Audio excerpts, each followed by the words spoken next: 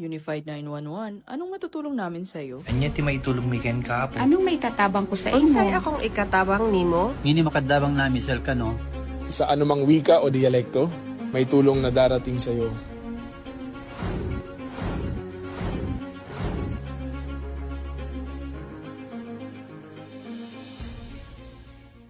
Lilingkod sa bawat Pilipino at magbibigay ng tamang impormasyon para sa tahimik at maayos na Pilipinas. Police News Network, alagad ng batas, tagapagtaguyod ng balitang pulis, sandigan ng mamamayan, patnubay ng katotohanan.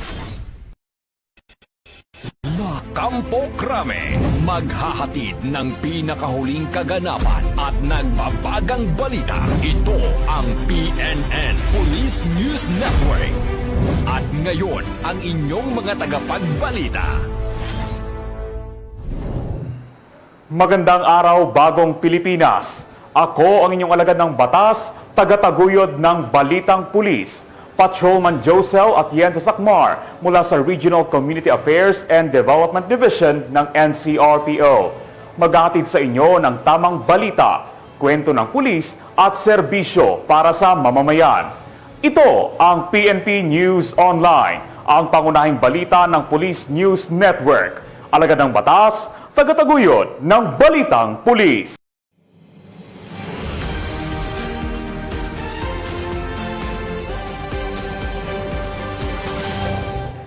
Narito ang mga balitang hatid ng ating PNN correspondents mula sa iba't ibang panig ng bansa.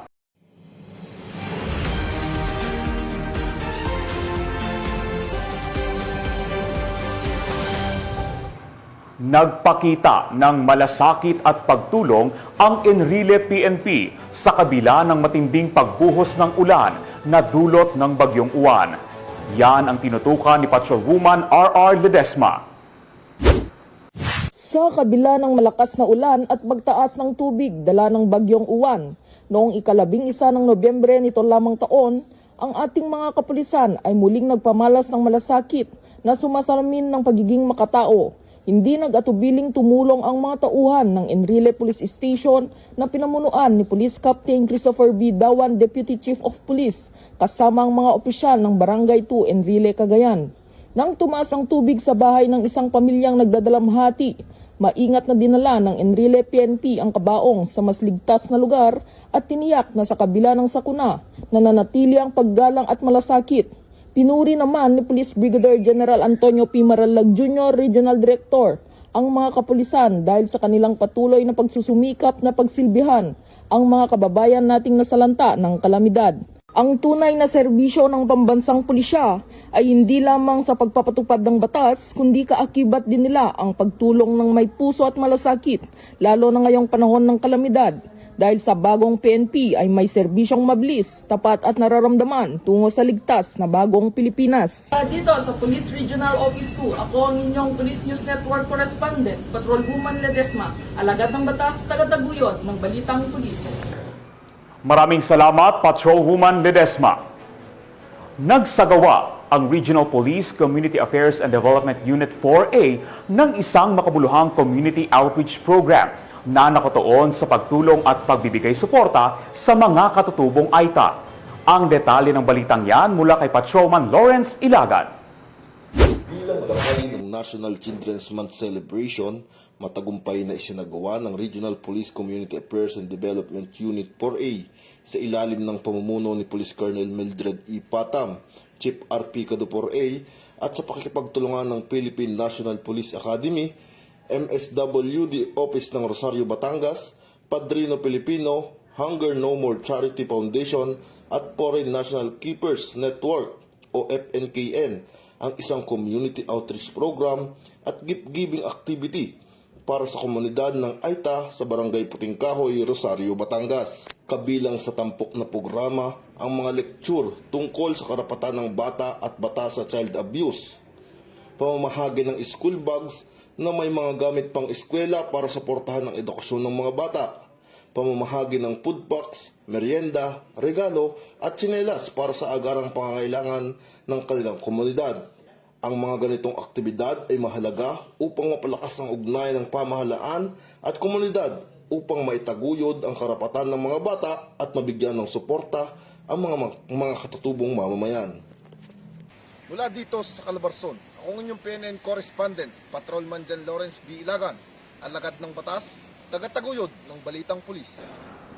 Maraming salamat, Patrolman Ilagan. Bilang bahagi ng paghahanda sa anumang kalamidad, isinagawa ng Regional Mobile Force Battalion ng NCRPO ang Go Bag Inspection upang matiyak ang mabilis na pagresponde. Patrolwoman Maria Danica Bungo, ibalita mo. Nagsagawa ng accounting at inspection ng Go Bags ang mga personnel ng Regional Mobile Force Battalion NCRPO. Layo ng aktibidad na tiyaking ang bawat pulis ay may kumpletong essential items na kinakailangan para sa mabilis na pagresponde sa oras ng emergency o anumang hindi inaasahang sitwasyon. Naglalaman ng Go Bags ng pangunahing kagamitan tulad ng first aid supplies, personal protective items, at iba pang mission-ready essentials na mahalaga sa operasyon sa panahon ng kritikal na pagkakataon. Ang aktibidad ay isinagawa sa pangunguna ni Police Colonel Celso M. Rodriguez, Force Commander. Para sa RMFB NCRPO, inihahanda natin ang mga personnel natin sa kanilang go bag. Kaya nga minabuti natin na magkaroon ng go bag upang sa ganun lahat ng gamit nila ay nandun na para ngailangan nila. Lalo na yung mga gamot, no? Yung mga kasama natin dito na may mga medical conditions, may mga nakasama dito, no? Ganun pa man, ang inuuna niya ay ang paglilingkod sa bayan.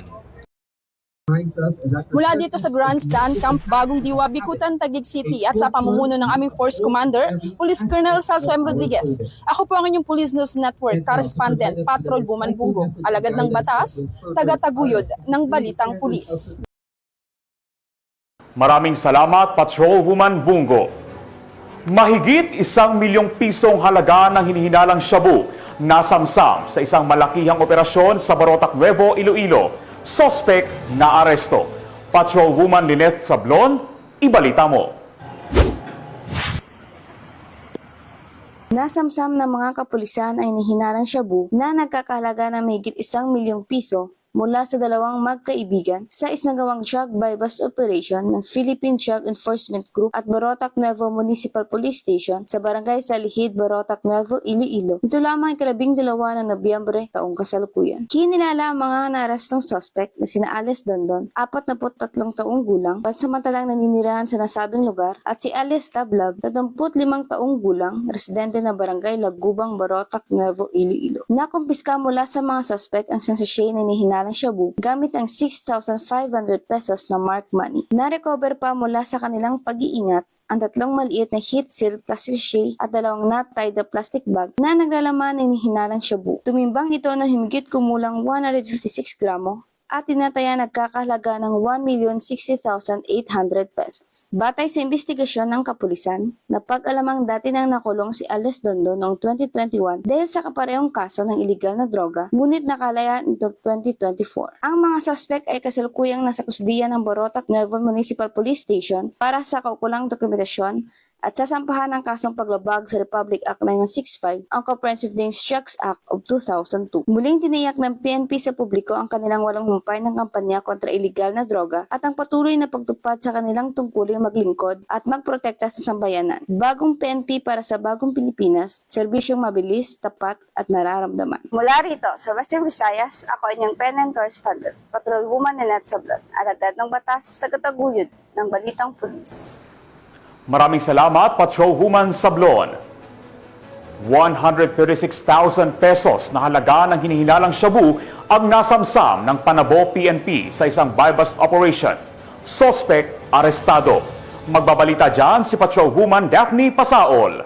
136,000 ang tinatayang halaga ng hinihinalang shabu na nakumpiska ng mga otoridad sa isang matagumpay na buy-bust operation sa Purok 18, Barangay New Visayas, lungsod ng Panabo. Ang nasabing operasyon ay pinangunahan ng mga operatiba mula sa Panabo City Police Station, 2nd DMPMFC, katuwang ang Philippine Drug Enforcement Agency Davao del Norte. Kinilala ang sospek na si alias Lynn, 35 anyos, na residente ng Purok 5, Barangay San Francisco, Panabo City, Davao del Norte.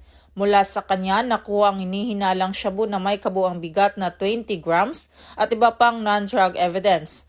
Kasalukuyan na sa kustodiya na ito ng nasabing istasyon para sa kaukulang proseso at pagsasampa ng kasong kaugnay sa paglabag sa Republic Act 9165 o ang Comprehensive Dangerous Drugs Act of 2002.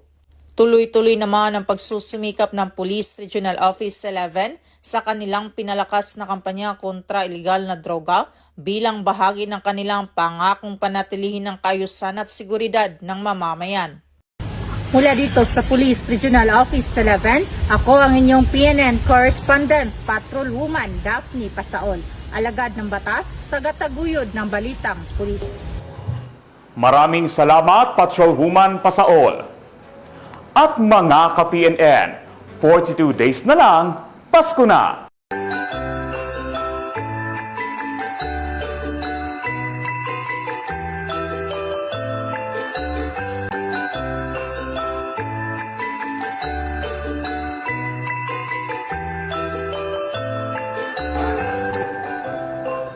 Sa ngalan ng pamunuan ng Philippine National Police sa pangunguna ni Acting Chief PNP, Police Lieutenant General Jose Melencio Corpus Nartates Jr.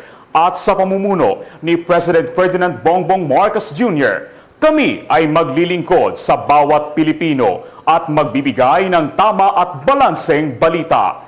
Mula rito sa tanggapan ng tagapag-ugnay ng pambansang pulisya, kami ang inyong alagad ng batas, tagataguyod ng Balitang Pulis. Ako ang inyong tagapag-ugnay, Patrolman Josel Atienza Sacmar mula sa Regional Community Affairs and Development Division ng NCRPO. Maghatid ng tamang balita, kwento ng pulis at serbisyo para sa mamamayan. Ito ang PNP News Online at ito ang bagong PNP para sa bagong Pilipinas. Serbisyong mabilis, tapat at nararamdaman.